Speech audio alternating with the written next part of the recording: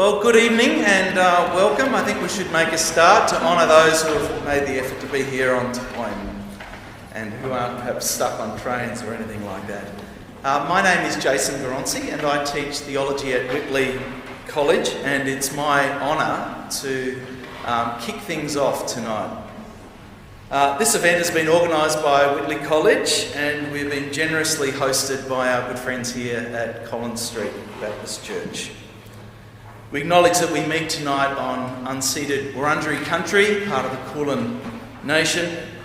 Together we recognise those who have walked on and looked after this land and waterways for tens of thousands of years.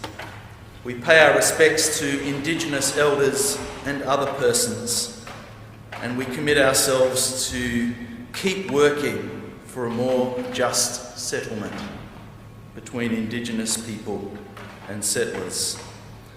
This land is brimming with wisdom. May we learn from her and tonight from each other. It's my immense pleasure tonight to welcome our two guest speakers, Mercy Aiken and Rachel Coghlan. Mercy is a relationship manager for the network of evangelicals for the Middle East and a member of the International Advisory Council for Christ at the Checkpoint. That's a very long name. In short, it's a Christian community committed to doing life amidst the complexities and conflicts that characterise Israeli-Palestinian life. She describes herself as a desert wanderer at the intersection of theology, culture, justice and grace. Mercy is also, along with Bashara Awad, the author of a new book, Yet in the Dark Streets Shining, a Palestinian story of hope and resilience in Bethlehem. A first-person account of what life is like for many Palestinians today. Tonight, among other matters, Mercy will be speaking about this book, copies of which I think will be available for those who would like to purchase it during our light supper at the close of the evening at around 8 o'clock. Rachel is a public health leader with over 20 years' experience in clinical physiotherapy and in international health and humanitarian research, policy and advocacy. She's also a Fulbright scholar and holds a PhD from the Centre for Humanitarian Leadership at Aiken University. Rachel's research explores the place of palliative care in humanitarian settings. She's contributed to palliative care research and education in Gaza and maintains connections with Palestinian friends and colleagues. Rachel is a curious thinker and listener, always searching to learn from those most affected by illness and humanitarian crisis, with a view to trying to help make some sense of the grief and suffering that mark life in our world. The plan for tonight is for Mercy and Rachel to speak for just under an hour, at which time there'll be an opportunity for some questions and further discussion. And then the evening will conclude with a brief prayer and a time of supper, to which you're all, of course, warmly invited. So Mercy and Rachel, we thank you for being here, and we look forward to learning more from you both about what it might mean to live with and to embody practices of resilience and hope and resistance. So friends, please join me in welcoming Mercy and Rachel.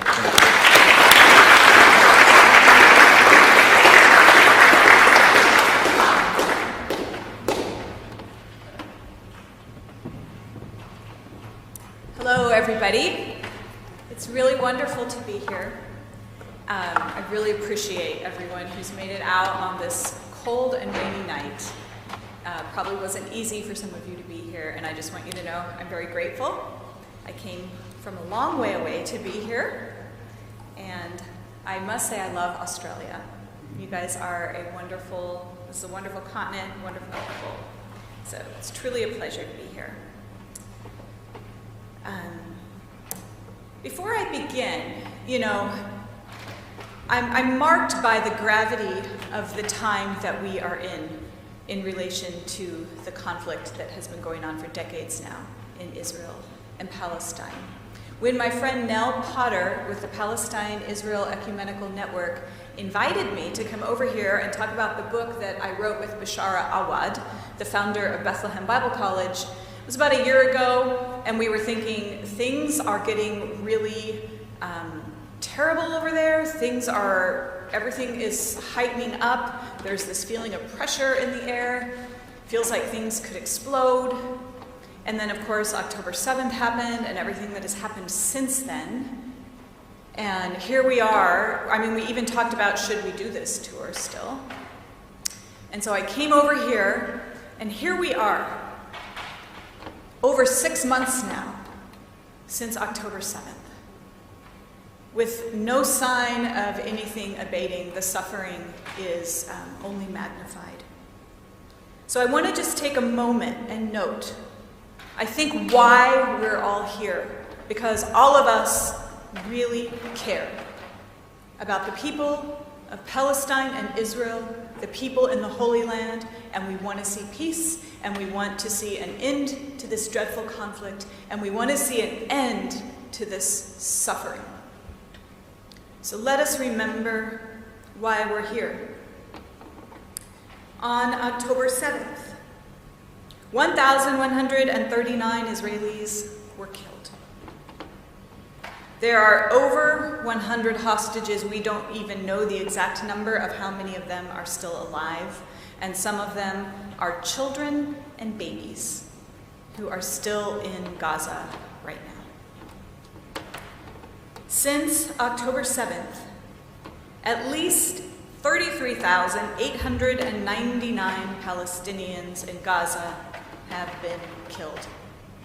And if you account for those who are missing and still under the rubble, that number is actually somewhere over 41,000, according to the best estimates. I can't even get my mind around that number. They say that it's very easy for people to have empathy for one person, and as soon as it's two, it begins to diminish. And as soon as you start getting up into hundreds and thousands, it's just really hard, and people just get like compassion fatigue. They can't get their heart around it, and they'll begin to pull away. But let's not pull away from these numbers tonight. I really want us to let this sink in for us. In Gaza, there are 76,664 wounded people. There have been, since October 7th, 26,000 children who've been killed or injured, with some of them with life-altering injuries in Gaza. That's more than the last 4 years of all conflict zones, children's deaths and injuries in conflict zones combined. That's just in the last 6 months. Gaza is, of course, transformed beyond recognition in terms of how it's demolished. I've talked with some of my friends who are sheltering in the churches, and during the little ceasefire in November, they went out and discovered their homes were bombed, but they also discovered they couldn't even recognize anything. They didn't even hardly know where they were as they walked through their old neighborhood of Al-Rimal, which was once the most beautiful neighborhood in Gaza, with leafy trees and cafes, and an area that had never, ever in any war between Gaza, Hamas, and Israel ever been targeted. It's demolished. I could go on with stats. I'm just going to list a few more. 647 mosques damaged, 3 churches damaged. There are 3 churches in Gaza. There is, of course, the Catholic Church, the St. Porphyrius Orthodox Church, which is the 3rd oldest church in the world. And there's also a little Baptist church in Gaza. So hello, Baptists. You have Baptist brothers and sisters in Gaza. What else should I pull up here? I think Rachel will probably talk a little bit more about some of these stats, I'm not sure. Healthcare facilities, 301 injured, destroyed, or partially destroyed, including 29 hospitals, 69 clinics, 203 ambulances, over almost 270,000 partially destroyed homes, which are no longer livable. And I'm going to stop with that on Gaza. Well, actually, I have a few more things I want to say. I have a little bit more time, so I really want to spend a little bit more time on this before I launch into my talk. At least 1,000 children have lost one or both legs in Gaza. They say that there will be lasting psychosocial impairment and trauma on these children, which I can't even imagine, the things that they have seen. One child in Gaza is killed or injured every 10 minutes. So during the course of our talk tonight, we're going to lose more children in Gaza. I just was reading in the news the very densely populated Magdazi refugee camp in Gaza, which was already very densely populated. Now it's like twice as densely populated because there's all these refugees. There were some children who were playing, children who'd probably been internally displaced several times. They were playing in a playground. I believe this happened during Australia's nighttime. But it was bombed. And 11 of them are dead. Most of them are children. Even while they're trying to just play. And in the West Bank, things have also gotten much worse. The West Bank is what I'm familiar with. It's where I spent most of my time, and it's what I will be talking about. But since the war began, 460 Palestinians have been killed by armed settlers or the army. Hundreds have been uprooted from their lands. Since January of last year, there's been an average of 44 Palestinian deaths per month in the West Bank. Over 1,000 injured per month since January of 23. About 100 structures demolished every month on average since January of last year. Almost 200 people displaced every month since January of last year. And the economic depression in Bethlehem is unprecedented. I was there during COVID, and I remember that the economic devastation in Bethlehem at that time was unprecedented. And I've spoken with friends who live in Bethlehem, and they've told me, choking up with tears, that you can't even imagine how economically fragile everyone is in Bethlehem right now.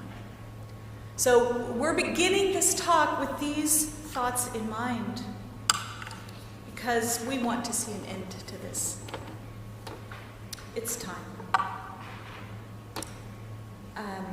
So my name is Mercy Aiken, and I do work with Network of Evangelicals for the Middle East. I have lived in Bethlehem on and off since 2015, when I moved over there to volunteer with Bethlehem Bible College. And if you could go to the next slide, please. Okay.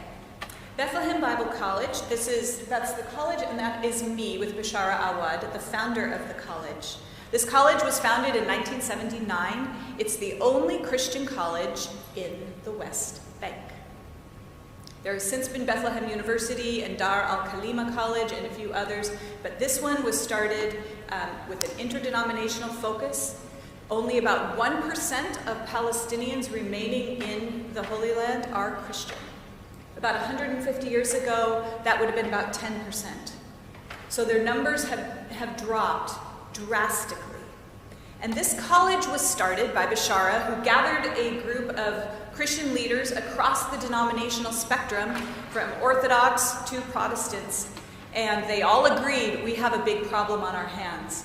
Whenever the best and brightest young students graduate, those who have gifts of leadership, those who have gifts of theology and who could lead churches or just be strong pillars in the community, the brightest and the best, they're going overseas to study. And most of them are not returning.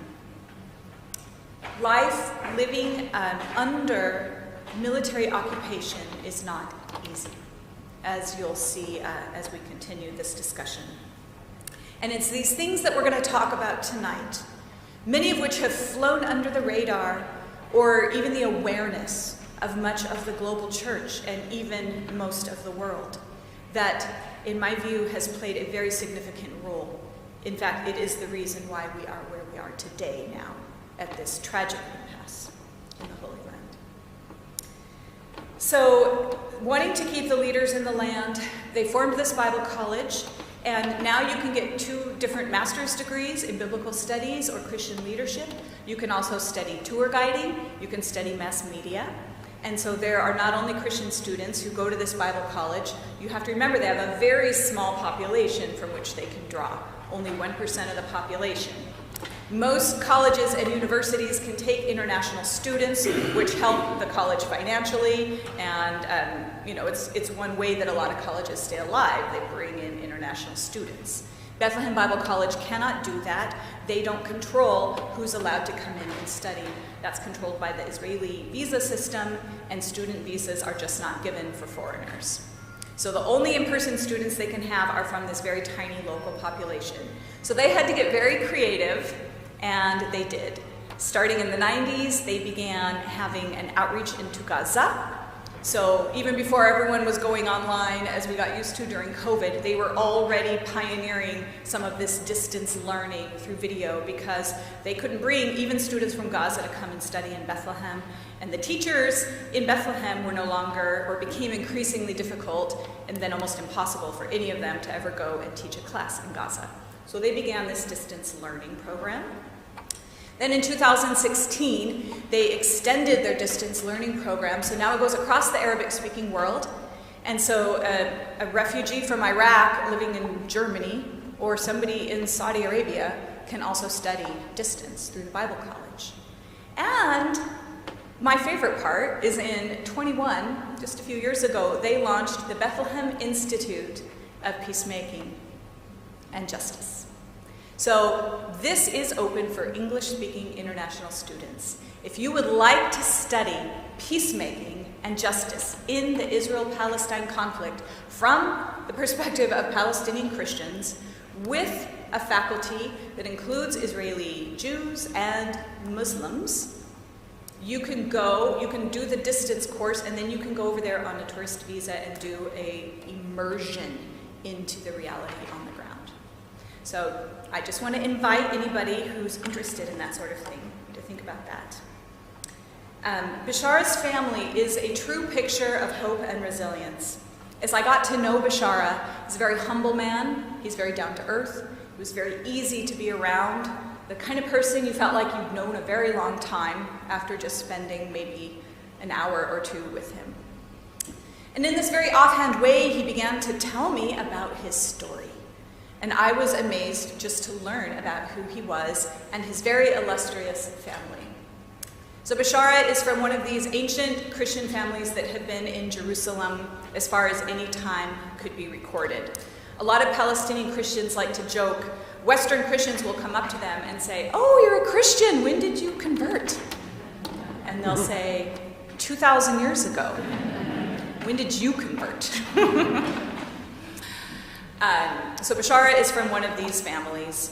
They were living outside of the walls of the old city in a little Greek Orthodox neighborhood called Musrara in 1948, when the war was going on between the Israeli Zionist forces and the Jordanian army.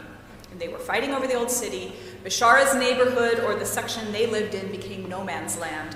So they were stuck in their house. About 10 days after Israel declared their independence, the family is stuck in this house. They're running out of food. There are 7 children between the ages of 11 to 6 months old. And their father, Elias, says, "I'm going to go out and look for some food." He steps out the door, and he's immediately shot by a sniper and killed. The family takes their father through the house, and together with their mother, they dig a makeshift grave in the backyard. They bury their father. They have a small funeral. They're in shock and trauma. About 2 days after that, the Jordanian army knocks on the door and says, "You guys need to run from this house right now because the Israeli Zionist army is coming this way." So it's the middle of the night. They're in their pajamas. They only have time to put on their shoes and grab the key to their house and run out the door, just down the street and through Damascus Gate into the Old City. And that was the last they ever saw of their home or visited their father's grave. Like 750,000 other Palestinians that year, they were not allowed the right to return to their homes or villages. So within eye distance, basically, of where their house was, Bishara grows up, along with his siblings, in East Jerusalem, right on the edge of no man's land. And their mother, Huda, was a woman of incredible faith and uncommon courage and vision and generosity. If I ever learn to paint icons, which is one of my life goals, I'm going to first paint a picture of Huda Awad, because she is a saint in my mind. And when she heard her children talking angrily about how they were going to take revenge and find whoever killed their father, Huda brought the children together and she said, "Children, we don't know who killed your father." And they said, "Mom, you saw where the bullet came from. It was the direction where the Zionist army was." And she said, "Even so, we don't know for sure. It could have been a stray bullet from the Jordanian army. And anyway, I will not have you growing up with vengeance and hatred in your heart. Whoever shot that bullet did not know that he made me a widow and that he left 7 children as orphans." And she taught them to begin to practice forgiveness. And I won't say that it was easy for Bishara, and the book details his journey as he makes his way towards a deeper and more true forgiveness. But the children grow up in orphanages, and they all go on to do incredible things.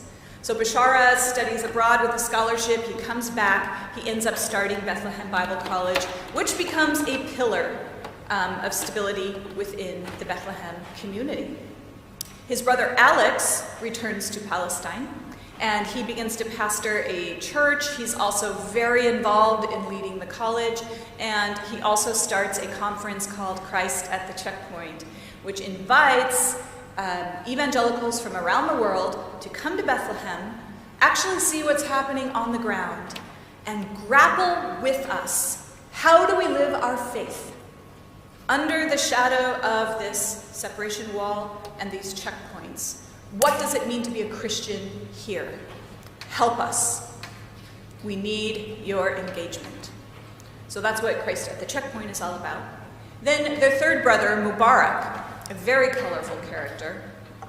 When I first met Mubarak, he was talking about how he had been arrested many times by Israel and how he was eventually forcibly deported from the land. He now lives in the United States. And when I asked him why, he said, "The Israelis accused me of starting the first intifada." Oh, okay. What he did was, when he studied in the United States, he was very inspired by the organized nonviolent resistance that he saw in the American South, where he was living during the Civil Rights Movement. He was very inspired by Martin Luther King, and after really learning and studying from Martin Luther King and Gandhi, he came back and he set up this Center for the Study of Nonviolence in Jerusalem.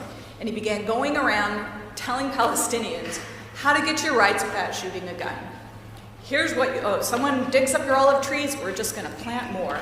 Here's how you nonviolently resist. Here's how you just do not cooperate with the occupation. And at first, a lot of people thought he was crazy, but his ideas eventually started picking up some momentum. So by the time it was really starting to gain momentum at the beginning of the first Intifada, which was mostly nonviolent resistance, that's when Mubarak was arrested and deported. I hear people sometimes say, "Where is the Palestinian Gandhi?" And I can tell you I know of at least one, Mubarak Awad, and he's not allowed to live in the Holy Land. There's many, many other stories that I could tell about this family, but I think we should move on to the next slide. So as I began to hear these stories, I really began to think that if my fellow Christians around the world could understand what was going on, even just with their own brothers and sisters in Christ, if we could just start there, I think they would begin to take a more proactive role in peacemaking and get involved. And that's really pretty much why I wrote this book, Yet in the Dark Streets Shining. Let's move on to the next slide. Okay, so I also began to learn a lot from the resilience of the students at the Bible College. Now, the Bible College sits on a very busy street. It's called Hebron Road. It runs from Jerusalem to Hebron. And they say that it's probably the path that Abraham himself would have walked all those thousands of years ago. When Bashar got the property for this Bible college, it was prime property. It was at the northern end of Bethlehem. It was right just kind of on the outskirts where there's a lot of olive groves, and it was a beautiful location in that beautiful home that they turned into a Bible college. But during the Second Intifada, this very large separation wall began to go up. So now the college is at a dead-end street which faces a military gate and a surveillance tower. It's also situated between two refugee camps. Aida refugee camp behind it, Azza refugee camp across the street, all filled with people who were depopulated from their homes and villages in 1948 and some in 1967. Whenever there's any tensions in the land, which is like every other day, all those young men, the Shabab, they come out on the street and they begin to have a demonstration, and then the military gate opens up and out comes the Israeli army, and then the street is now full of tear gas and skunk water and sometimes rubber bullets and stun grenades, sometimes even live ammunition. And it all happens right on the street in front of the Bible college. I see it all the time on TV now, whenever I see clashes in Bethlehem today, and I go, oh, there's where I buy my vegetables. Oh, there's the college, I just saw it. All this began to happen shortly after I arrived. And imagine trying to study theology to the cacophony outside, along with the sounds of sirens and ambulances picking up wounded and taking them to the hospitals. It's very distracting. You can't concentrate. Try to sit and read your Bible while that's going on, or try to pray while that's going on. You just can't. And I began to think, this is the worst place.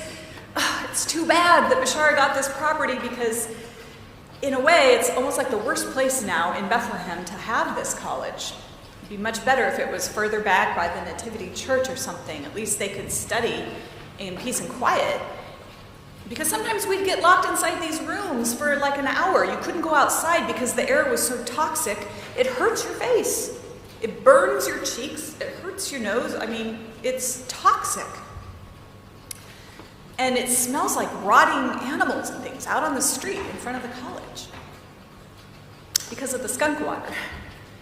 But then I began thinking, maybe this is actually the best place in the world to study theology, to study the Bible, because the Bible was written by people from a place of enslavement, from a place of exile, from living under various occupations, military empires of the day, living under a life that was not easy. And it's in that place where people say, we have this relationship with you, God, this special relationship. We believe you love us. Why are we going through this? What does this mean? How do we understand your faithfulness to us while all this is happening? And I began to realize that there was probably no better place to study the Bible than in a situation just like that. A place from the underside of power, a place where you open the Bible and you read where Jesus says, forgive your enemies, turn the other cheek, pray for those who persecute you. And suddenly it takes on a whole different kind of meaning. Growing up in church in the United States, we didn't grapple very deeply with those scriptures. I don't know what the church in Australia does with those verses. But we would just kind of read over them in a cursory way and pray for that person who offended you at work or something like that. I never heard people preaching on those scriptures so much as I did amongst these people at the Bible college. They were wrestling with them all the time, really trying to live it in the most excruciating of circumstances. We're talking about hope and resilience and resistance. To me, that's some hope and resilience and resistance right there. Let me move on. I was going to tell you, that shows you a little bit. I took that photo from the roof of the Bible college. That's a cloud of tear gas rolling down the street. And those are some lovely Red Crescent workers wearing gas masks, which is what you see on the street in front of the college. Go ahead and move to the next slide. I'm trying to move quickly. I have a lot I want to talk about. This is a view of the wall, the separation wall, that is taken from Ida refugee camp right behind the college. So you can see on the other side of the wall all of those olive trees. Those are trees that belong to people who live in Bethlehem, but they can no longer access these trees. The wall, built to keep Israelis safe from suicide bombers. I don't want to see any Israeli killed by a suicide bomber. I understand, this idea of the wall. The thing about the wall, though, is that it's twice as long as it should be, because it winds and snakes and has all this extra length to it, all on the Palestinian side of the wall. So it puts a lot of resources on the Israeli side of the wall, such as the northern third of the Bethlehem municipality, where it's very pastoral and quiet and peaceful with all of these olive groves, a beautiful green space that Bethlehemites can no longer access. Inside of Bethlehem, it's cement and it's asphalt. You don't see anything beautiful and green like this anymore. So my friend Hala, she works at the Bible college. She lost a bunch of her groves to this wall when it went up. And she told me, they complained to the Israelis, "You're taking our land, those are our groves." And they said, "Sorry, but this is the route, and if you want to pick your olives, just send in a permit and you can go pick your olives." Never mind that you can't wander through your groves and enjoy them or anything, but you can pick your olives at harvest time. So the first year they put in their application, but it was denied. Second year they put in an application and it was denied. Third year they put in an application and it was denied. It's tenacious, if not anything else. They put in an application the fourth year, and Hala's father, about 80 years old, was given permission alone to pick the olives. Picking the olives is a very communal activity. People celebrate, they camp out, they have picnics under the trees, they make coffee, they have special songs that they sing just for harvesting the olives. At that point, her family said, "Fine. We're over it. We don't have olive groves anymore. Okay, we'll just stop." Well, right before COVID, it was 2019, Hala came to work looking very sad. And I asked her what was wrong, and she said, "This morning, some friends came knocking at the door about 6 a.m. and they said, 'Hala, the Israelis are destroying your home down in the valley.'" They had a little bit of land that was still left on their side of the wall, but it's very contested land as the settlements enlarge, settlement roads, military bases. It's just always being confiscated and taken up for Israel. And so her home is still in that area. So Hala ran down the hill, and there she saw the home that was almost done, they were building it, laying there in a pile of rubble. And she felt the blood just drain from her body. And she ran home and she said to her husband, "Dowd, don't go look at it." Because she said she was afraid he might have a heart attack when he saw it. And she said, "Now I'm just bracing myself because they're going to send me the bill to pay for the demolition of my own home." And then she said, "But here's the real kicker. After this happened, my daughter said, 'Khalas, Mom, that's it. I'm leaving.'" And let's go back to this theme of Palestinian Christians. Palestinians in general are leaving the land. But with the Palestinian Christian community, you're talking 1% of the population. Every person that leaves is a deep loss felt within the community. And Hala's deepest wish was that her children would stay and have the same resilience or sumud, this steadfastness to remain in the land. And her daughter said, Mom, I can't do it. I know you wanted me to stay, but I just want to have a normal life somewhere. I just want to be a normal person and have normal dreams and not have everything undermined completely under our feet all the time, this insecurity. So I'm leaving.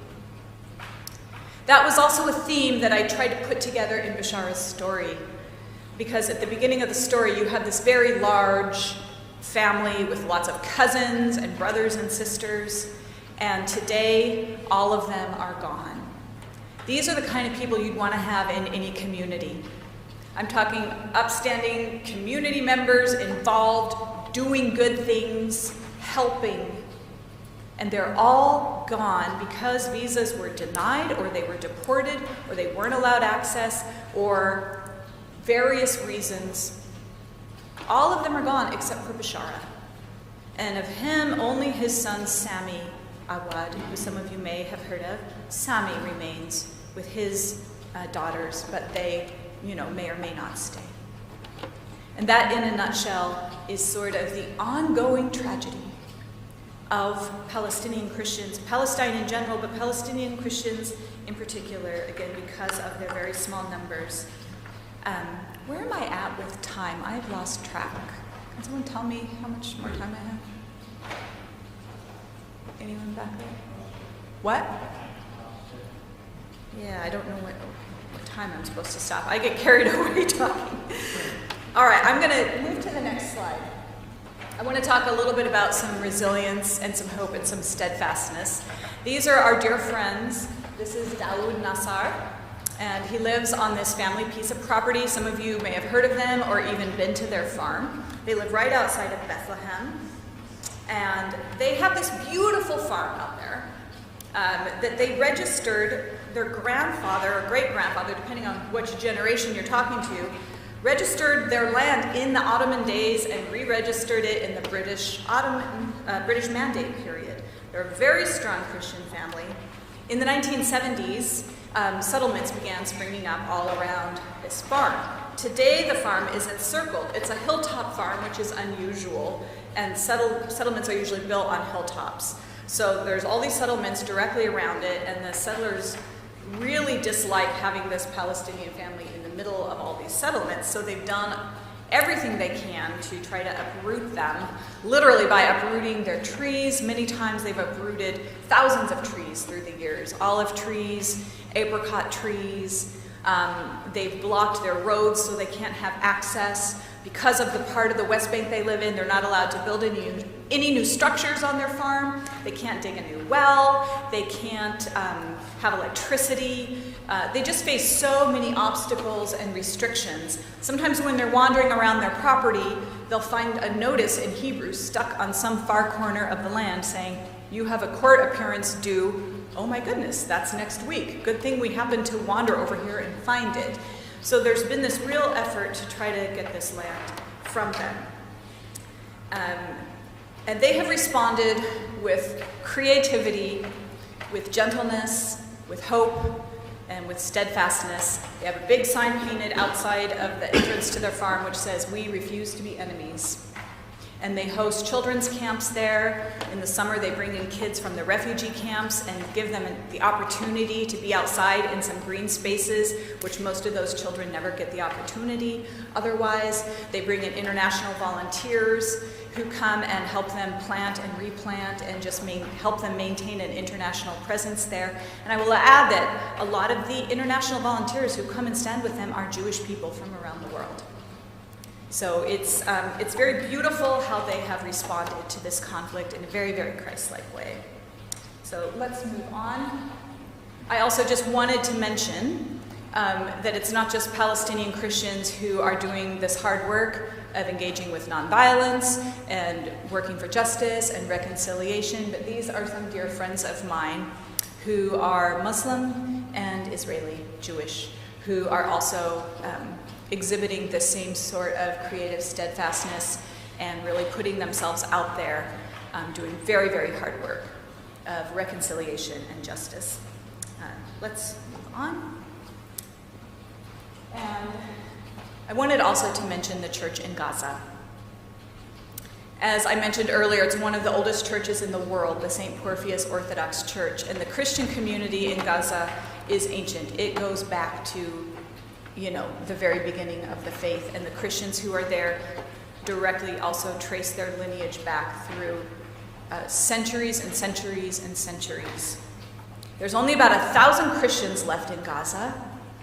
The family that you see at the foreground, young woman there, the mother, she is a graduate of Bethlehem Bible College who did it through distance learning. Her husband is the principal of the little Christian school that is in Gaza. And this was a family that was committed to remaining in Gaza, no matter what. If you had talked to them before October 7th, they would have said, through up and down, in and out, this is where God planted us, and this is where we will remain. We want to be salt and light in this land. Today, they've been sheltering in the church for 6 months. They just got down to the border. They're attempting to cross through Rafah. They're leaving, and they'll never be back. And that's pretty much the case of all of the Christians that I've talked to in Gaza. They're saying, if we survive, we can't live here anymore. So they're gone. That's the end of, a 2,000-year history of a Christian presence in Gaza. So in closing, if you could go to the last slide. Palestinians say a lot. We're not optimistic, but we do have hope. And I love the paradox of that thought.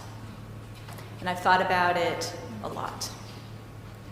That even as things continue to get worse and worse, and we're realists here, I don't know any Palestinians who've been optimistic.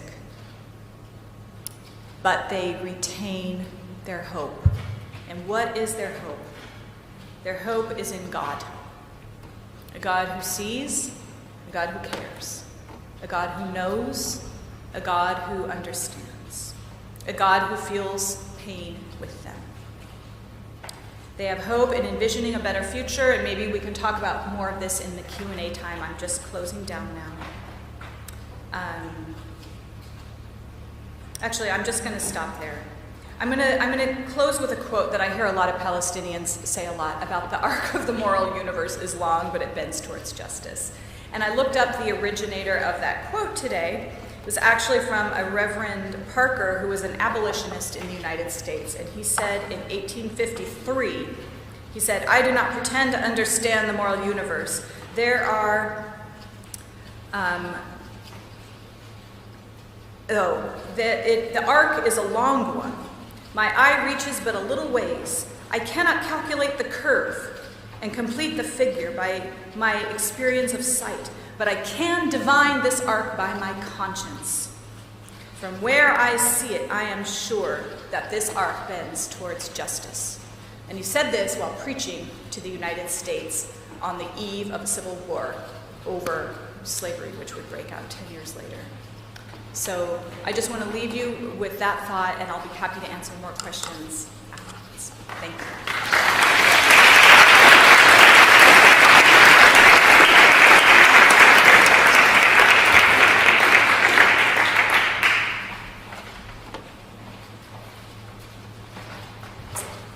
It's hard to follow, Mercy.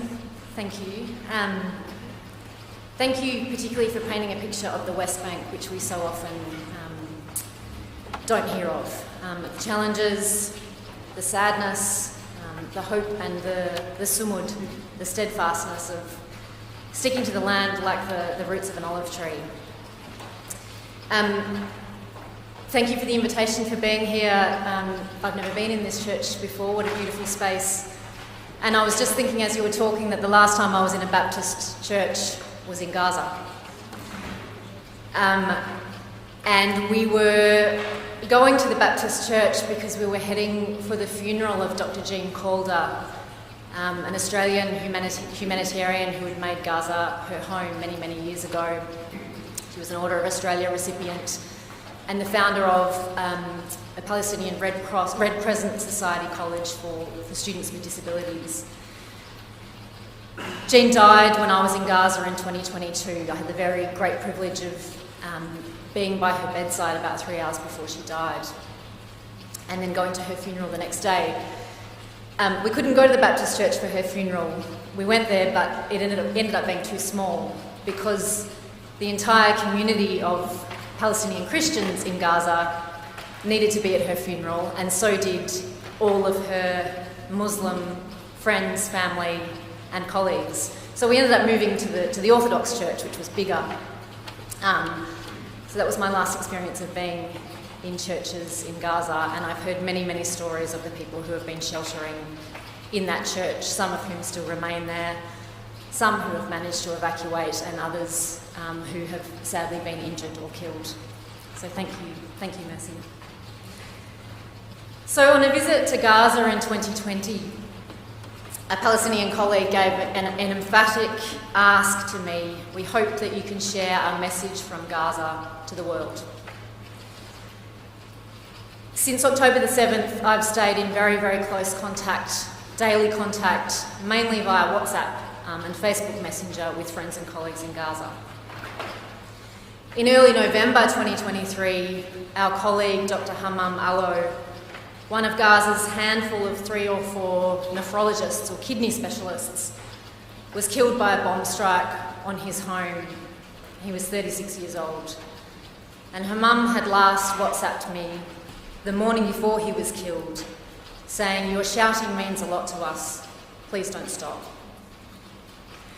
So I resolved when I was there in 2020, and have promised ever since, particularly through this crisis, to share the voices of my Palestinian friends and colleagues, to share their stories and to share the people behind all of those horrific numbers.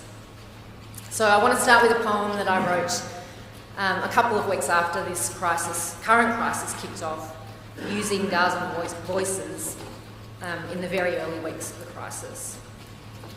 Voices. We are dying here. The sounds of death are everywhere. The spectre of death looms ever closer. We smell death on every breath. Who is the next who will die? Last night, we died 100 times. A death from bombs that whistle causing panic. Is it us? And then they scatter bodies and shatter family generations that sat together eating Pekin kanafa on plush crimson couches.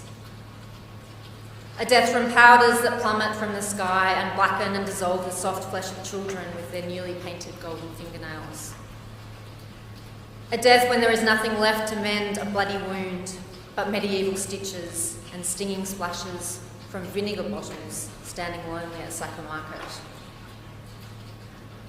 Sorry, I'm just going to have to get a bit of water.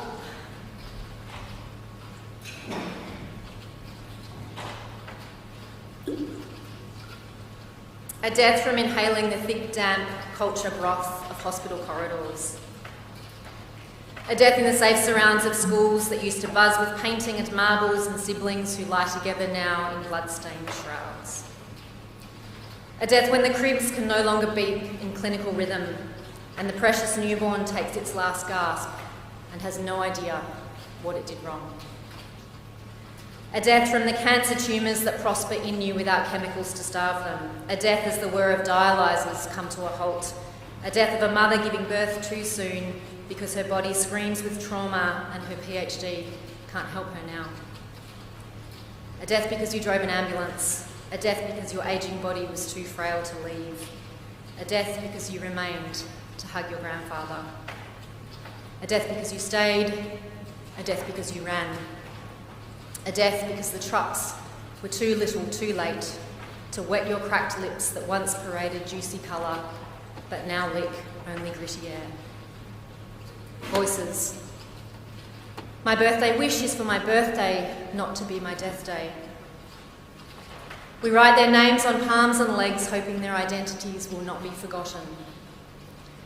We will not give up until the last breath of the youngest Palestinian child. The worst thing that could happen to us in the world is that the world becomes indifferent to the scene of our death and annihilation. A slow-motion death with 2 million cries into every darkened night because the world has failed to hear you, has blamed you, has animalised you. sorry, we have failed you. Voices. We are alive without life, waiting for God's relief. Don't leave Gaza alone. Thank you. I hope our voice reaches all the world.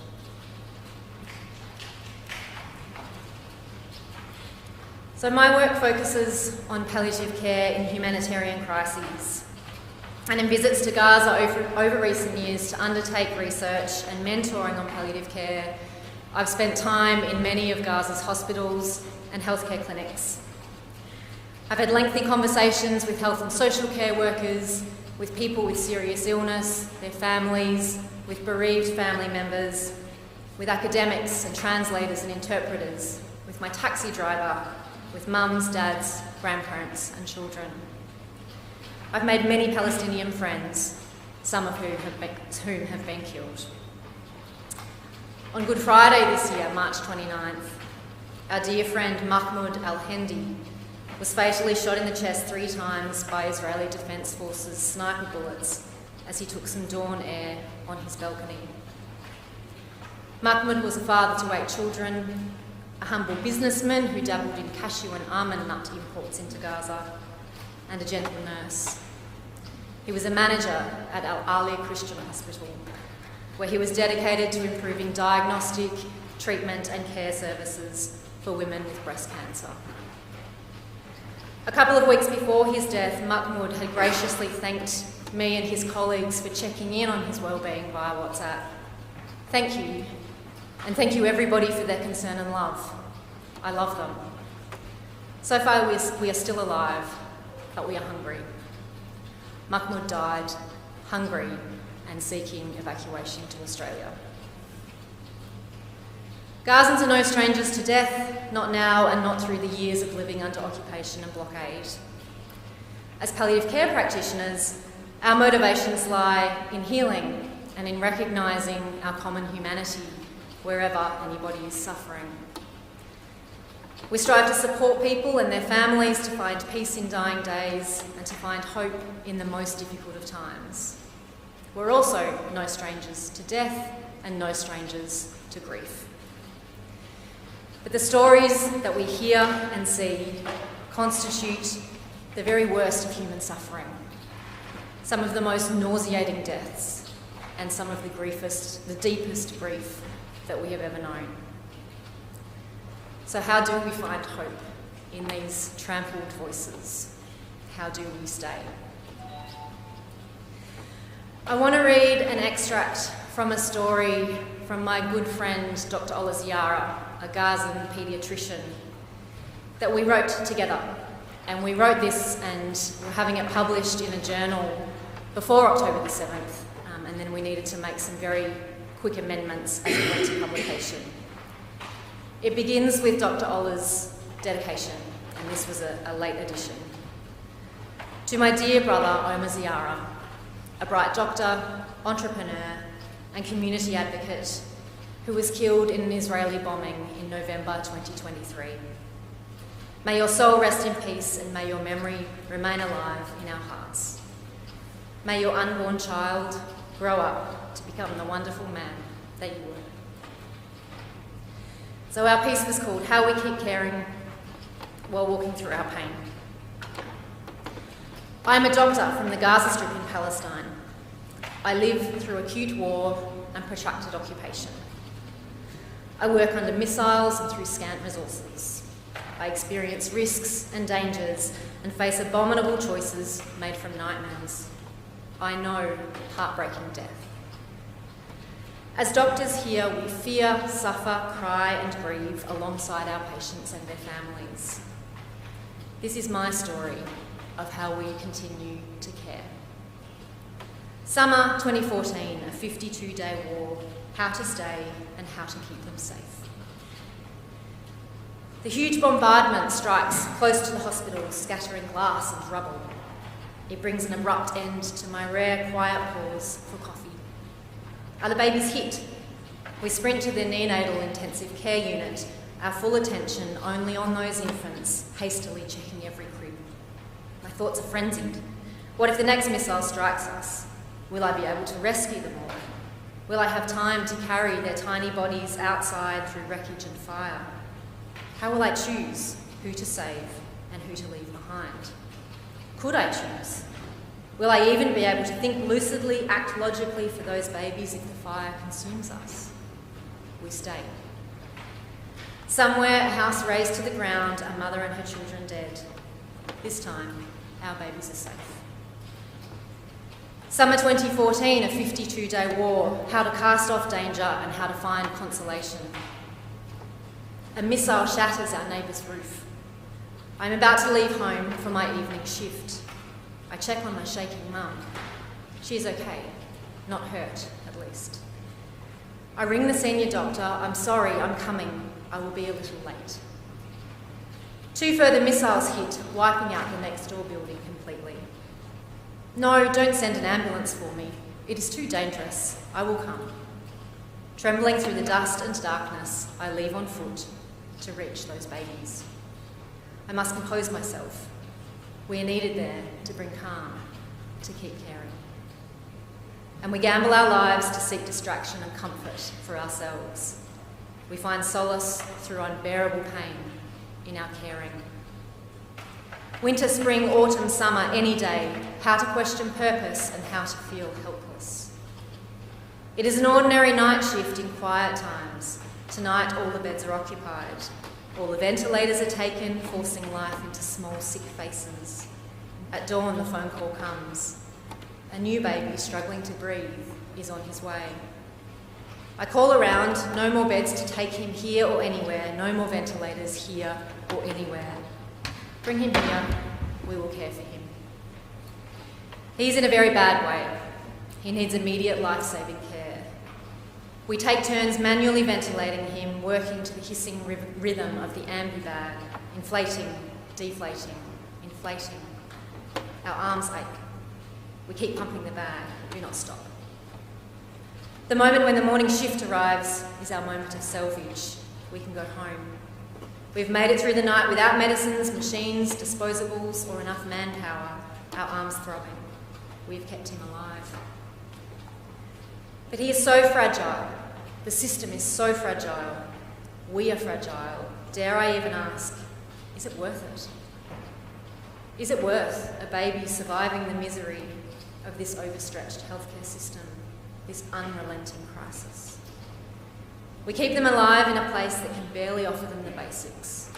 Is my job even worth it? But the effort of caring in crisis bounces back at me and slaps my skin.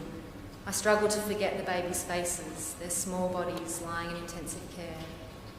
I struggle to forget my feeling of absolute helplessness. I cannot even offer care to myself. Winter, spring, autumn, summer, any day, how we keep caring. Living here and working here as a doctor brings physical and mental burdens, the crushing exhaustion, the personal risks, the harrowing choices, the helplessness, the guilt, the unworthiness, the terror of seeing death and becoming dead. We all need a break, we all need a holiday, we all need to go outside. Where can we even go? Who is looking after us? But the burden and the dread are always swallowed by the deepest urge to care, because it is within us. Because we do not want to see their families grieve. Because their families are us. Because we love. Because that is what we have to do. We must keep caring while walking through our pain. Autumn 2023, now, how can we keep caring? This was all before, the now has changed everything. I have doctor friends who have died under bombs whilst holding their children or their mothers. I have doctor friends forced to choose between remaining with patients and evacuating their families. Those who stay work to save lives, triage injuries, and write the names of babies on the torsos of tiny lifeless bodies over and over. As doctors in Gaza now, we weep an unbearable grief.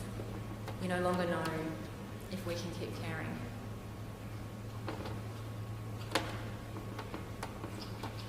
In December, my British friend Dr. James Smith observed after returning from a medical mission to Gaza.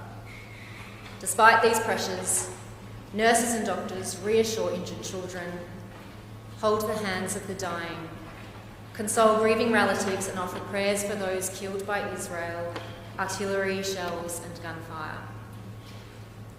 In February, our cancer and palliative care colleagues shared a photo standing tall together, the first photo outside a hospital that we had seen after 5 hospital moves. They wrote, "Despite the pain, hope persists. We are determined to give and provide services to cancer patients despite all the circumstances and war. We hope this will be our last stop." In October 2023, in his very last public interview before his death, Dr. Hammam Allo, the kidney specialist, was asked why he would choose to stay and work in warfare rather than move to so-called safe zones for personal safety. And he said, "And if I go, who treats my patients? We are not animals. We can't just leave. You think I went to medical school so I think only about my life and not my patients? That is not the reason that I became a doctor." Palestinian-American poet Suhair Hamad wrote long before October the 7th, "Occupation means that every day you die, and the world watches in silence. As if your death was nothing, as if you were a stone falling on the earth, water falling over water. And if you face all of this death and suffering and indifference and keep your humanity and your love and your dignity, and you refuse to surrender to their terror, then you know something of the courage that is Palestine." I went to Gaza to teach and research palliative care, often measured by its gaps and its deficits and its challenges as compared to our comparatively privileged Western palliative care system. But Gaza taught me. In all these stories, there is the very best of care. I'm grateful to all of the people of Palestine, my friends and colleagues in Gaza, on whose land and by whose seas I have learned, chatted, walked, sipped thimbles of coffee and eaten amazing Palestinian feasts.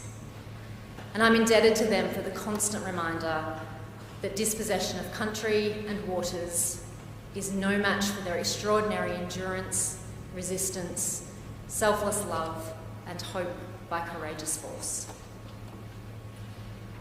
"There's no need to despair," consoled my very good friend, an Arabic language professor, whilst writing from a tent in Rafah with his 5 children displaced twice. "It gives me lessons for life, lessons about the true meaning of life, family, friends, possessions, money, and a lot of other things.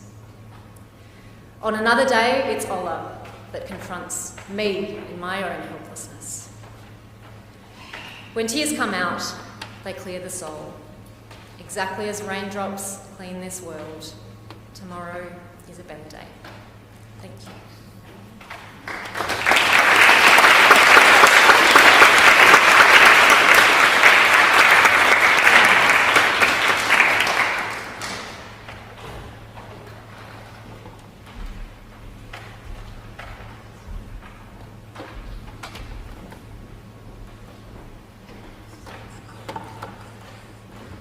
I was hoping that both of you would have continued for far longer, as much as for the way in which you have informed, stimulated, challenged us as your audience, but for the simple fact that I'm not supposed to be chairing this part of the meeting. And currently, our colleague, Dr. Titus Olowanishola, is somewhere in a taxi, having found himself stuck on a train somewhere, I think, between Southern Cross and Flinders Street without a signal.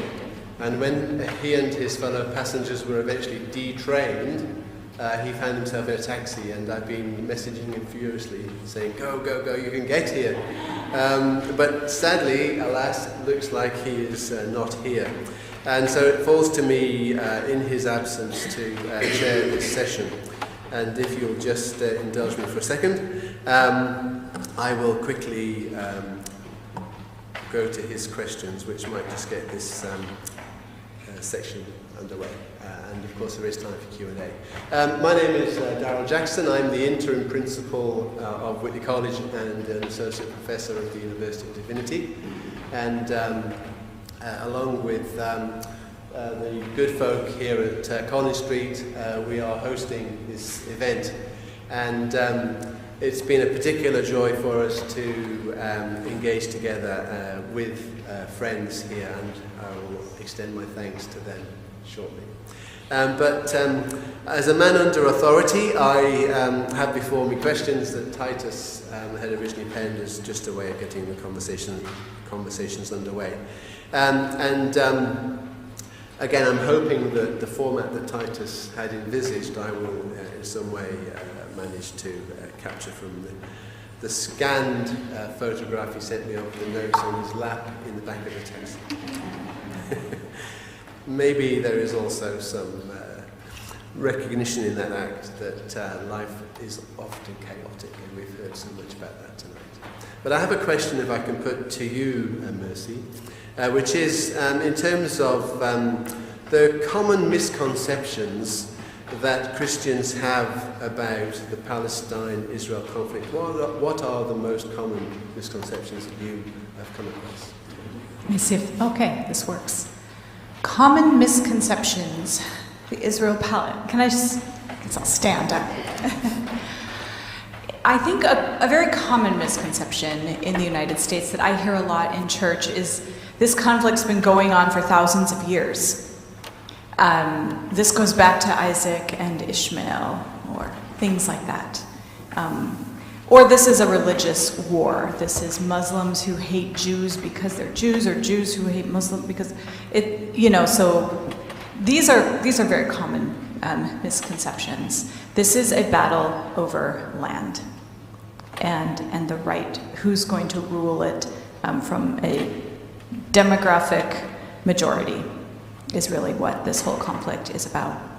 I would say there's a certain kind of romanticization of Israel in a lot of American churches. I don't know if it's the same here in Australia, but people tend to view Israel as though it's just kind of imported directly from the book of, I don't know, some book in the Old Testament, in the Hebrew Scriptures, all the way to modern times, as though no history has passed, as though there hasn't been 2,000 years of change in history.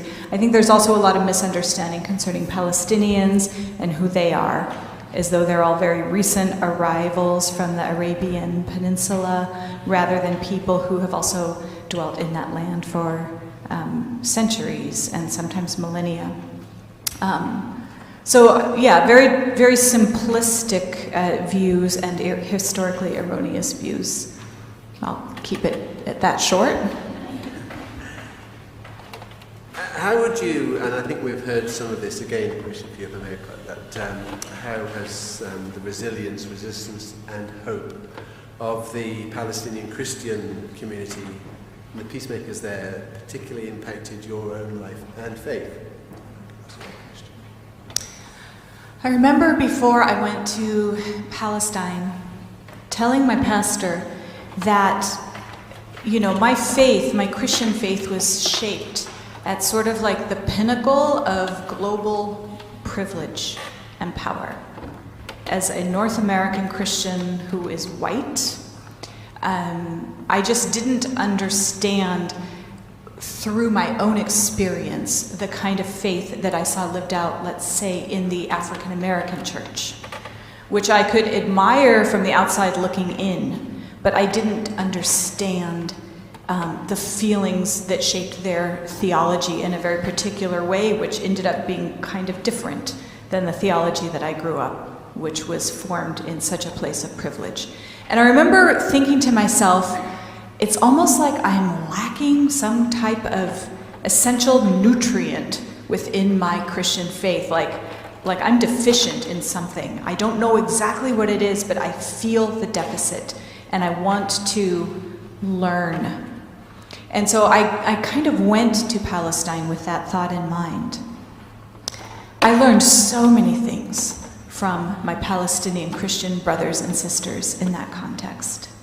I learned where to summon courage within myself to see things as they are, not with a sort of whitewashed, glossy filter, but the true reality that they live in, and to name things as they are, and to find the courage to speak truth to power on one hand, while on the other hand, holding grace and holding reconciliation and holding forgiveness. And I think the ability to hold those two things together at the same time, to be able to speak strongly towards injustice, while also speaking with so much grace, I think that embodies the best of the prophetic tradition that we see in the Bible, and it certainly embodies Jesus Christ, who it said of him that his mouth was full of grace and truth. And it's this grace and truth. We're not going to lie, we're going to tell you the truth. This is actually what's happening. But we're going to do it with as much grace and mercy as we can. But we are going to tell you the truth.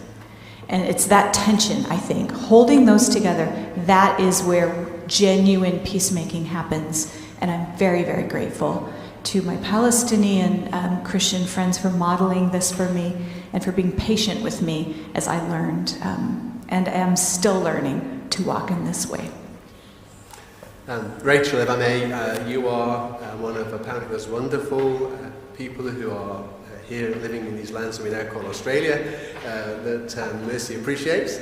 And so maybe I can ask you in terms of following a presentation like this one and knowing that all that we know as we follow the news from Gaza, what does this require of Australians, those of us living here in Australia? What does it even maybe demand of us?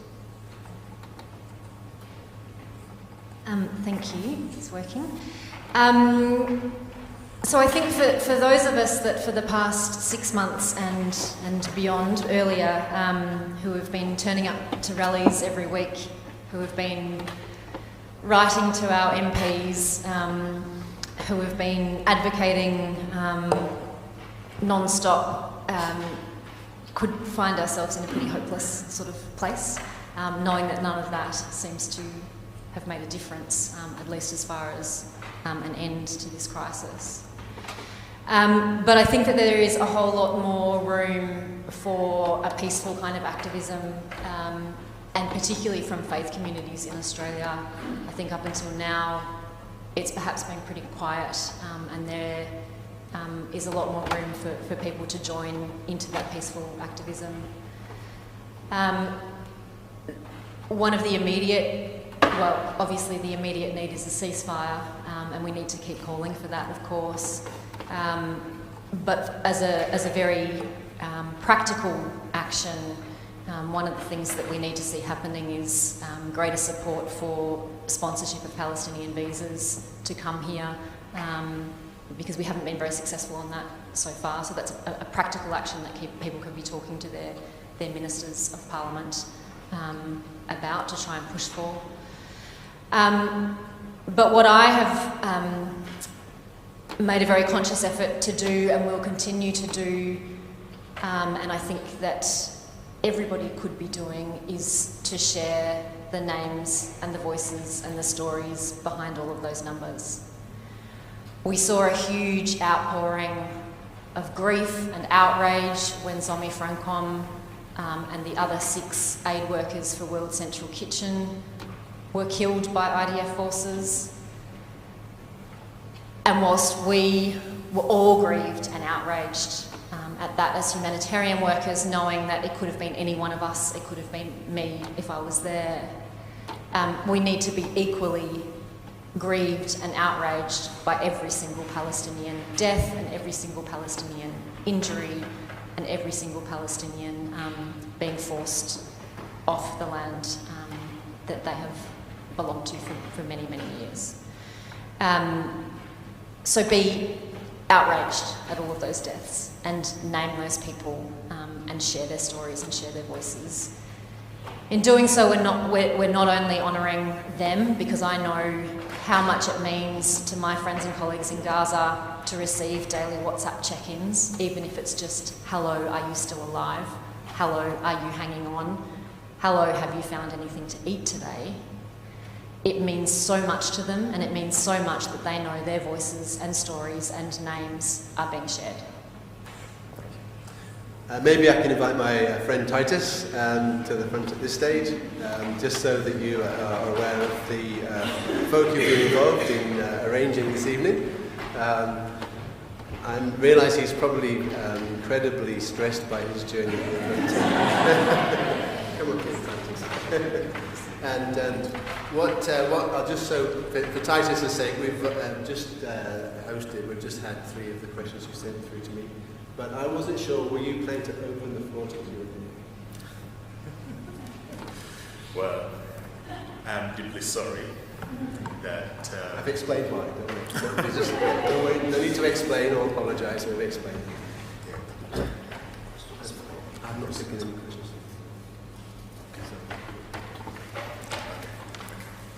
Thank you. I want to thank both of you for your presentations tonight, and we thank you for coming over to share with us. I'm not sure which of them we were taking. I was one of these and 2 of these. Okay, I was All right. Okay, so we're just going to open the floor for questions. I'm quite aware that the issues we're discussing tonight have polarized the nations, and we're all aware of that. And regardless of which side of the fence you belong, I guess we're here tonight just for deep reflection and to think about other people who are currently facing unspeakable humanitarian crisis in other parts of the world. Let's take some comments and questions from the floor tonight. Is there anyone who would like to take questions, ask questions, or make comments tonight? All right, thank you. Number 1. Do we have another one? Are you on? Can you hear me? I spent quite a while in Israel, and my son's in the IDF. Do you think the state of Israel should exist at all? We don't seem to call it Israel anymore, but Palestine. The Israelis have not occupied Gaza for the last 18 years. They even removed their people from the graves, and they left it, right? Do you think the state of Israel, which was formed in 1948, I mean, if you have a problem with the state of Israel, perhaps that you have a problem with the Balfour Declaration when it was formed as a homeland for the Jews after the Second World War, with no one wanted them at all. I just think that if you anything good to say about Israel at all? All right. Thank you for your question. Now I'm just going to ask Mercy and Rachel to just feel free, just interact with those questions as they come. Either of you can go first. Thank you. Thank you for asking that question. Thank you for asking that question. I appreciate it because we have been talking so much from the Palestinian experience, and we don't have a lot of time to present the most fully nuanced presentation that we could. Of course, we support the right for Israel to exist, or I'll speak for myself, I do. We want to see the end to this occupation of the West Bank because it's not making anybody safer. The Palestinians have been begging for freedom for decades now. And with what is going on in Gaza now, we want to see an end to this because, again, I will speak for myself. I don't believe anybody is safer with what is going on. So October 7th did not happen in a vacuum. It happened because of the decades of some of the stories which I was barely able to touch on during my presentation. This accumulated experience of injustice that Palestinians are living under. Where there is no justice, there is no peace. So this is why we are working for justice, because we want to see Israelis and Palestinians flourish together in the land. And I will also say that some of the most beautiful peacemakers that I've ever met are Israelis who are engaged with this issue. So that's a very positive thing that I want to say regarding Israel. There's a lot more that I could say. Putting myself in the shoes of a Jewish person living in Europe at any point in time when Jews were migrating over to what was called Palestine, I understand that. I probably would have done the same thing myself. So I understand that. I want to see everybody there live and flourish together. And just to the heart of the matter, there has got to be justice in the land. Thanks, Mercy. Do you want to make a comment on that, Rachel? I think Mercy's probably answered it very well. Just a very brief comment. I'd encourage you to go and listen to the very first TED Talk of 2024. It happened just a little while ago, was released recently. A conversation between Israeli Mayoz Inon and Palestinian Aziz Abu Sarah, who have a conversation, and we know how infamous TED Talks are and how wonderful they can be and influential they can be. They have a conversation with each other about recreating a shared vision for peace. Every older Gazan that I met talked of the friendships that they used to have with their Israeli colleagues. They used to cross the border far more freely than they have been able to do in the last 17 years since the blockade began. They all talk about the free passage and the friendships that they had and how much that has been eroded since the blockade began in 2006, 2007. They all want peace. There's not a single one of my friends and colleagues who would not say that they do not want peace. So I encourage you to go and listen to that TED Talk. All right, thank you. We have another question here. Welcome. I'd just like to make a comment. My wife and I were in Israel in May last year, and we noticed so many acts of unkindness, right? First thing I think was a big shock to us as Australians was to be in a hotel in Tel Aviv and find out that there was a guy in civvies wander in with his family with a fully automatic machine gun and all the magazines stripped to it. Well, that absolutely shocked us because we didn't realise it could end up being like that. We saw unkindness with, as far as on a tram, that there was a Palestinian guy sitting there and he offered his seat to a woman that was obviously come from the States, and she had a pram and everything. She'd sooner stand and sit next to him or whatever it was. And I thought, we just couldn't believe it, that sort of thing. So there's that sort of thing that happens.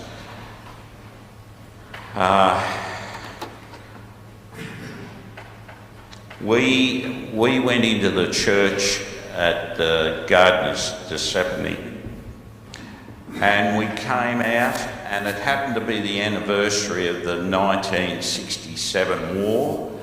And what happened was there was a big parade. I've never seen so many flags in all my life. But what happened was they said, "Go, go, go." And we got a terrible shock about that. And it was mainly children about 12 or 13. And I thought, what are these children being taught by their parents?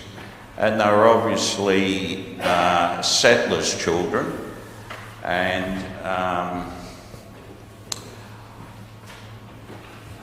it was very disturbing, right? But anyway, that's just our impression about things. All right. Thank you for your comment. Okay, we've got two more. Yep. Thank you. Take and then one back. Hi, Mercy. This is a question for you. I think it kind of gets to the core of the matter and follows on from both these gentlemen's points, actually. And that is, it is so tragic to witness how extremism has grown within particularly the Jewish and the Islamic and Muslim two parts of the three parts of the Abrahamic faiths. How wonderful if Jews, Christians and Muslims could all feel they lived on holy land, and if the land could be holy. This fight over the land, as you so correctly pointed out, is a fight over land, but it is informed by religious extremist attitudes as well. And this is where I feel Christianity in present day, leaving out evangelicals in the States, but within Israel and gentle Christianity, which I know you represent, and Palestinian Christians definitely represent, and so many Jews and Muslims represent gentle religion and moderate religion.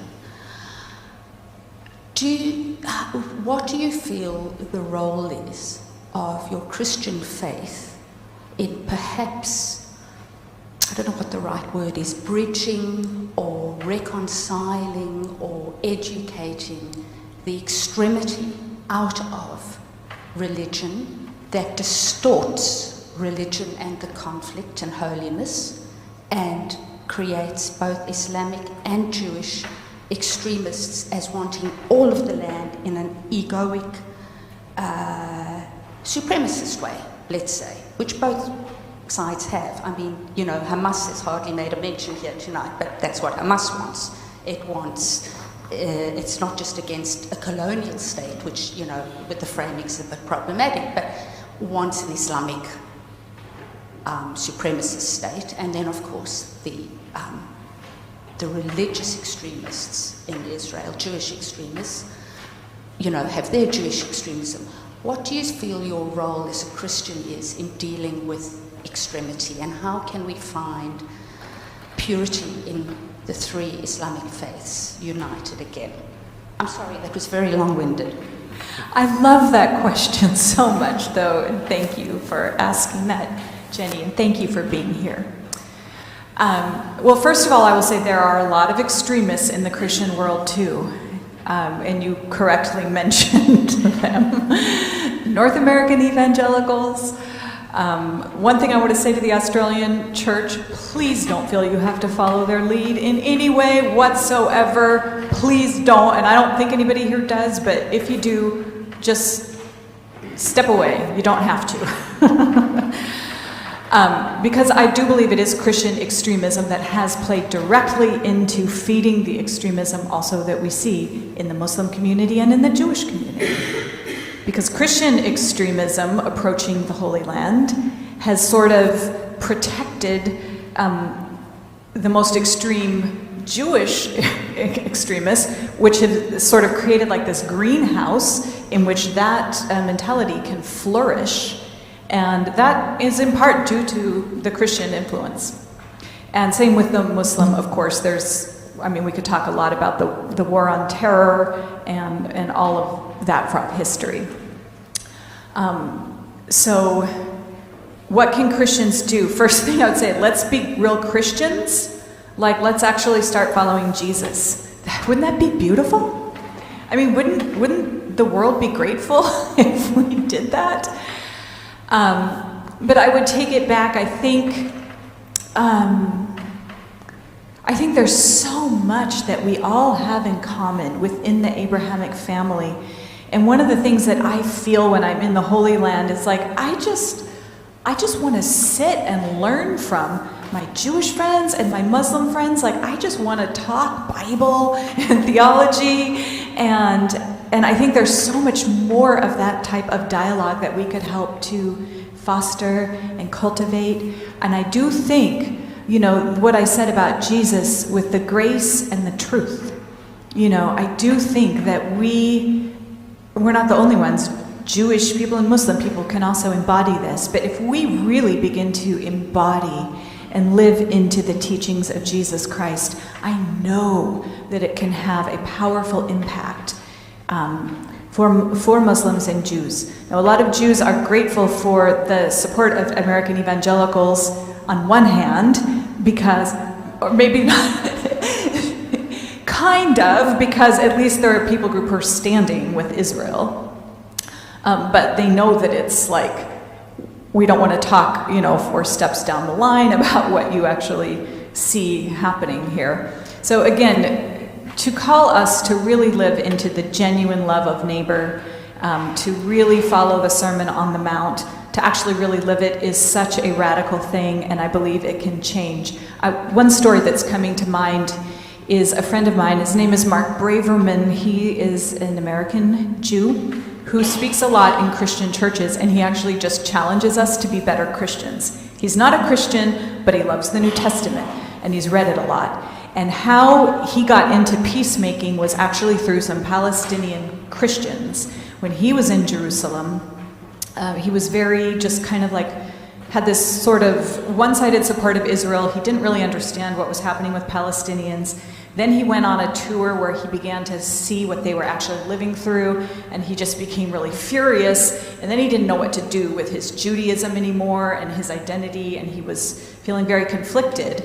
And then he stepped into this meeting with Naim Atik, who is an Anglican bishop, and he started this organization called Sabil, which is Palestinian Liberation Theology. And they were talking, you know, the truth of the situation, but they were doing it with this grace, and they were talking about how following Jesus liberates them first within their soul, you know, first within their emotions, but how his path leads towards liberation. He said he just fell in love with Jesus as this incredible Jewish leader. And he said he walked away from there feeling more like a real Jew and a true Jew, like he felt centered in his Jewishness again. But it was through this, you know, interaction with these Palestinian Christians. So yeah, I do think there's a lot that can be done here. And I think we should all be praying about that, regardless of our faith, or maybe if we don't have faith, you know, pray about it in a different way. But let's pray about how to engage in healthy ways more, because there's so much goodness that can come forth. And let's also be honest, the rest of the world looks at us 3 Abrahamic people, they lump us all together and just like, the world's worse because of you 3, like you guys are always fighting. So I do think it could be such a testimony when we collectively do come together like that. All right, thank you.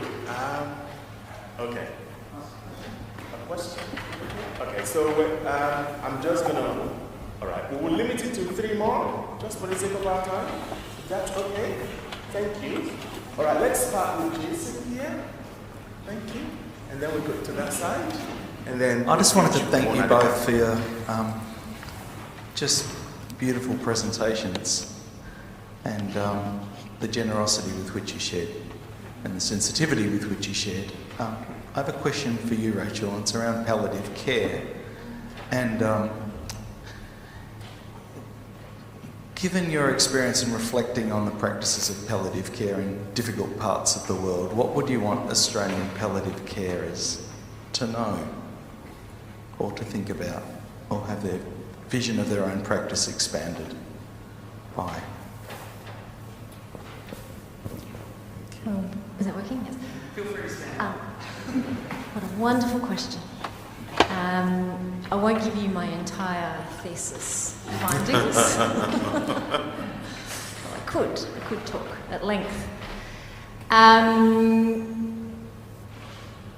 My work has very much focused on looking at the positive aspects of caring in some of the worst crises in the world. we often approach it from a very deficits perspective when we're looking at what palliative care does not exist. And we often go in with checklists that we know of our palliative care system that says, you know, do they have morphine? Do they have enough psychologists available? Do they have enough allied health workers available? Do they have enough specialist doctors and nurses? And the number one thing that Gaza taught me, and I'm currently doing some work on palliative care in Ukraine, is that, and I think it's the same for many low-income settings around the world where there is severe resource scarcity and they may not have that specialised kind of care, is that wherever there is somebody suffering, somebody will be there to help them. No one is ever abandoned. And even if they don't have a formal system of care as we might know it and describe it, that doesn't mean that there is no care. So when I speak to Australian palliative care practitioners, my main message is there is so much that we can learn from communities caring in crisis that we may not, that may be the envy of us, that we may not have right in our own systems of care. And most of that being around family and community systems of caring. And that community models of caring exist all around the world. We're just not always good at harnessing them or recognising them. That's probably the main thing. All right. Thank you. Let's take the second, maybe it's comment or question at the back there.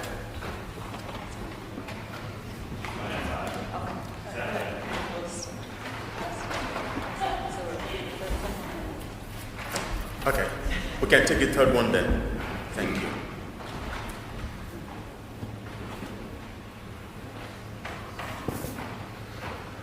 A question, a bit different, I think. Is there any sense that the Israeli electoral system has something to answer for? My understanding is that, in simplistic terms, it's a proportional representation system, which means no mainstream party can govern in its own right, and it needs extremist groups on board, and therefore these groups have disproportional influence on the system. And is that driving it? Is there any sense within the Middle East that that system needs to change? All right, thank you. So I won't proclaim to be any expert on Israeli politics. It's not what I focus on. I focus on what I know and the experiences that I have and the relationships that I have. But what I do know is that much of Israel is not happy at the moment with its own political and electoral system. And part of the reason why they were pre-October the 7th were out protesting on the streets because they saw that their democratic system was being eroded. So yes, I think if you ask many Israelis on the streets, what do you think of your own electoral system, they will have words to say about that. Yeah. All right. Thank you, and thank you for interacting with Mercy and Rachel. I'd quickly like to remind us that Whitley College is strategically positioned as a partner to Baptist churches and other parachurch agencies in Victoria and beyond. And please feel free to visit the table at the back just to be aware of some of recent development, how Whitley can serve your church and equip people for ministry, helping people to think biblically relevant and culturally appropriate within our Australian context and beyond. So we've got a table at the back there. So please feel free to visit and just see what we've got available. And if you do want to interact about some prospects or possibilities, Vanessa is at the back there. She can answer some quick questions. And I'm also aware that Mercy has brought some resources here today, right? Some books at the back, they're right over there. So please feel free to visit the stand and see what you can grab tonight. With that being said, I'm going to invite our interim principal, Associate Professor Dara Jackson, to just do some farewells, and thereafter we will invite Reverend Simon Hart to lead us in a short closing prayer, remembering the people in other side of the world whose issues we discussed tonight, and just thinking about them and committing them into the hands of God.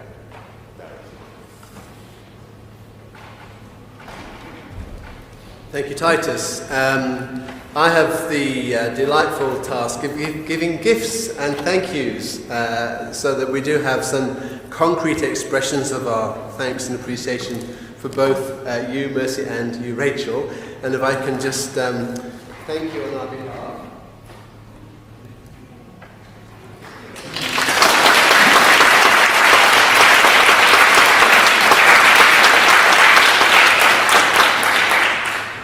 We are grateful for you both coming, giving you your time of yourselves, your experiences, and we hope that maybe in the not too distant future there will be further opportunities to engage further with you. There are many other people who I also must thank this evening, not the least of whom are my good colleagues Dr. Jason Garancy, and Dr. Titus Oluwanishola, who through good friendship with Nell Potter, who I think is probably floating around the back, yes, waving, made this evening possible, contemplated the inherent challenges, and yet recognising the importance of daring to have conversations over which we can often differ. So thank you to both of you, and to Nell for suggesting that this might be an opportunity for the college to be involved in this event. I'm also grateful for other colleagues, for Vanessa, who is standing at the back and is responsible for our promotions and communications as a college. I do see a few other colleagues around. Grateful for the work that she has put into, again, the practical arrangements. I'm grateful, again, Simon, to you and your team, Catherine Jones, who's been doing sterling work in the background, making sure that everything works properly, things function in the way they should. And again, without this particular partnership this evening would not have been as well organised as I believe it has. And of course, thank you all to you for coming and for being part of those who've engaged, listened, and there will, after the prayer, I think, be an opportunity not to be, as it were, farewelled, but to be able to spend some time together over light refreshments. So thank you. Without further ado, I hand over to our good friend Simon to close in prayer. Thank you.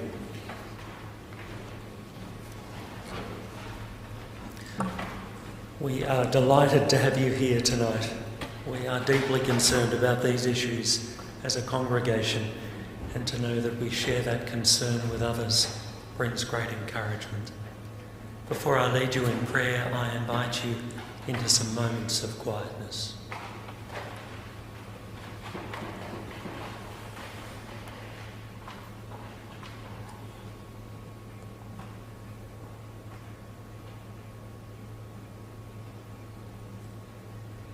Our good and gracious God, as this gathering draws to a close, we acknowledge again our faith in you.